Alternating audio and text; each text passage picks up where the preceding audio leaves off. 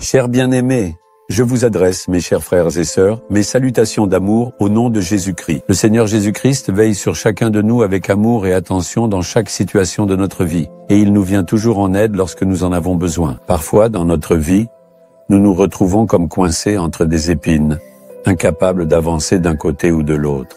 Un problème surgit à la maison, un autre au bureau, encore un autre dans les affaires, et même dans le service, il y a des problèmes internes et externes. Les difficultés sont partout.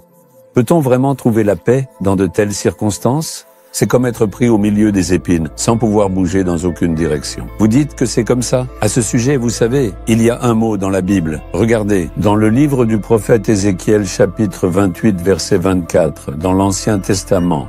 « Alors elle ne sera plus pour la maison d'Israël, une épine qui blesse, une ronce déchirante parmi tous ceux qui l'entourent et qui la méprisent. » Désormais, cela n'existera plus. Des épines, des ronces qui piquent de tous côtés. Si l'on se trouve au milieu des épines, il est impossible de bouger. Elles piquent, n'est-ce pas? Eh bien, les ronces entre les épines, c'est un type particulier d'épines. Savez-vous ce que ces épines symbolisent? Elles représentent la malédiction. Au début, lorsque le Seigneur a créé le monde et tout ce qu'il contient pour l'homme, il n'a pas créé les épines. Il a créé de bons arbres fruitiers, des fleurs, des sources d'eau, de grandes rivières, de magnifiques régions montagneuses. C'est ainsi que le Seigneur a façonné le monde. Les herbes médicinales aussi. C'est ce que dit la Bible, mais le Seigneur n'a pas créé les épines. Nous voyons dans la Bible que la malédiction est venue parce que l'homme a péché. C'est à cause de cette malédiction que les épines ont commencé à pousser. Ces épines symbolisent la malédiction et parfois même on a l'impression d'être au milieu de ces épines. Ça pique de tous les côtés. Vous vous demandez peut-être si la vie elle-même est comme ça. Il se peut qu'une sorte de malédiction entoure votre vie. Pour nous délivrer de cette malédiction, Jésus est en effet devenu lui-même malédiction sur la croix et il a versé son sang pour nous. Pour cela, vous devez accomplir une chose importante. Regardez ici, ce verset est écrit en tant que commandement principal. Imaginez-le, juste un instant. À l'époque de l'Ancien Testament, Dieu a donné les 10 commandements au peuple d'Israël par l'intermédiaire de Moïse. Ce sont des commandements particuliers, donnés spécifiquement au peuple d'Israël. Mais après la venue de Jésus, en effet, Jésus-Christ a résumé de manière très claire et concise ces 10 commandements donnés à tous les peuples du monde, en 2 commandements principaux. Le premier, aime le Seigneur ton Dieu qui t'a créé et façonné de tout ton cœur et de toute ton âme. De toute ta force, de toute ton âme, tu dois vraiment l'aimer. Tu dois absolument lui donner la première place et l'aimer sincèrement. Le second, tu dois aimer ton prochain comme toi-même. Si nous suivons correctement ces 2 commandements, la malédiction s'éloignera de nous. Ces épines s'éloigneront de nous. Est-ce que vous donnez la première place au Seigneur? Réfléchissez-y. Nous ne faisons appel à lui que pour nos besoins. Nous nous servons de lui. Nous faisons en sorte qu'il n'ait pas de place dans notre vie. Alors, avec tout ton cœur, aime le Seigneur en disant « Tu es tout pour moi. Sans toi, il n'y a rien, Seigneur. Tu dois être présent dans mon entreprise, dans ma famille, dans mon ministère, dans mon travail. Tu dois être présent dans tous les aspects de ma vie. C'est à toi que revient la première place. C'est toi que j'aime le plus. Donne cet amour, ce premier amour au Seigneur et accorde-lui la première place. Alors toutes ces malédictions s'éloigneront. Deuxièmement, l'amour envers les autres.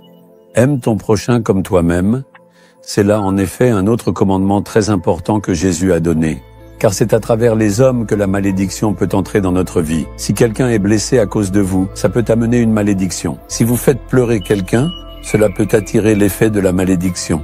Si vous trompez quelqu'un, sa tristesse peut parfois amener la malédiction sur vous. Donc, lorsque vous blessez les autres, cela se manifeste comme une malédiction. C'est pourquoi, commencez à aimer les autres comme vous vous aimez vous-même, et l'effet de la malédiction s'éloignera. Alors, si vous vous consacrez sincèrement et avec tout votre cœur à aimer Dieu, ainsi qu'à aimer les hommes qui vous entourent, alors toutes ces malédictions finiront par disparaître et n'existeront plus dans votre vie, car Jésus, en se sacrifiant, est devenu malédiction pour nous sur la croix afin de nous en libérer. Obéissez à ce commandement avec foi, simplement et sincèrement, et vous verrez immédiatement des changements dans votre vie. Vous vous dites peut-être, je n'arrive pas à aimer, ils ne font que me critiquer. Comment puis-je aimer cette belle-mère? Comment puis-je aimer cette belle-fille qui ne fait que me tourmenter et me blesser? Ce supérieur ne cesse de me déranger tous les jours. Comment puis-je aimer cette personne qui me cible et m'attaque constamment? Vous pensez vraiment ainsi, vous savez, en réalité? Pourtant, Jésus nous a demandé d'aimer nos ennemis. C'est cet amour que lui seul doit nous donner. J'ai jeûné et prié en pleurant pendant de nombreux jours pour recevoir cet amour, en demandant « Donne-moi cet amour ». Il faut aimer les autres comme soi-même. Il faut aimer ses ennemis. Écoutez bien ceci. Si vous recevez cette bénédiction, aucune malédiction ne pourra vous atteindre, aucune épine ne pourra vous approcher. Le changement viendra tout de suite. Posez la main sur votre cœur et dites « Seigneur, que cette malédiction, ces épines, quittent ma vie. De tout mon cœur, je t'aime profondément. Je m'engage sincèrement à aimer les autres, chacun d'eux, comme moi-même. Accorde-moi, s'il te plaît, cet amour véritable. Que par le sang versé sur la croix, le Seigneur qui a transformé la malédiction fasse disparaître toutes ces malédictions et épines de ma vie. Au nom de Jésus, Amen, Amen.